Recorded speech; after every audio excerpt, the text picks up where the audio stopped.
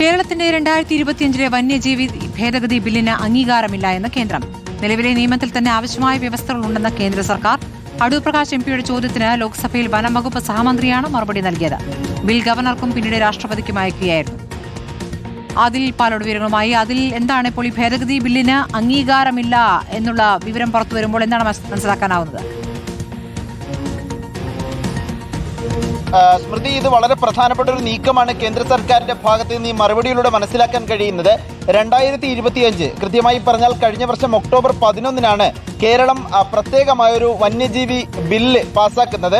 സാധാരണഗതിയിൽ കേന്ദ്ര നിയമം അനുസരിക്കേണ്ടതാണ് സംസ്ഥാനങ്ങളുടെ കടമ. പക്ഷേ വലിയ തോതിൽ പ്രതിഷേധമുണ്ടായി. വന്യജീവി മനുഷ്യ സംഘർഷത്തിന്റെ പശ്ചാത്തലത്തിൽ കേന്ദ്ര നിയമത്തെ മറികടക്കുന്ന രൂപത്തിലുള്ള ഒരു നിയമനിർമ്മാണത്തിനാണ് കഴിഞ്ഞ LDF സർക്കാർ ശ്രമിച്ചത്. അതായത് വന്യജീവികൾ കൂടുതൽ ബുദ്ധിമുട്ടുണ്ടാക്കുകയാണെങ്കിൽ അതിവേഗം അവയെ കൊല്ലാൻ കഴിയുന്ന രൂപത്തിലുള്ള നിയമ ഭേദഗതിയൊക്കെയാണ് ഈ ബില്ലിൽ ഉൾപ്പെടുത്തിയിരുന്നത്. ഈ വ്യവസ്ഥകളൊക്കെ ഉൾപ്പെടുത്തിയ ബില്ല് നിയമസഭയിൽ പാസാക്കി പിന്നീട് ഗവർണർക്ക് നൽകുകയും ഗവർണർ പിന്നീട് രാഷ്ട്രപതിക്ക് അയക്കുകയുമായിരുന്നു.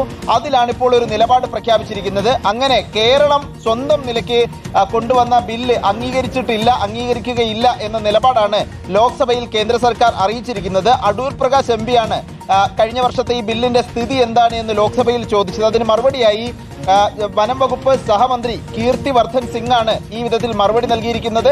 അത് അംഗീകരിക്കുന്നില്ല എന്ന മറുപടി നൽകിയിരിക്കുന്നു. ഇതോടെ 2025 ബില്ലിൽ ഇനി തുടർ നടപടികൾ ഉണ്ടാകില്ല, അതൊരു നിയമമാകില്ല എന്നത് വ്യക്തമായിരിക്കുന്നു. കേന്ദ്ര നിയമം തന്നെ നമ്മൾ അനുസരിച്ച് പോരേണ്ടി വരും. സ്മൃതി, ശരി, അതിൽ പാലോടാണ് വിവരങ്ങൾ നൽകിയത്.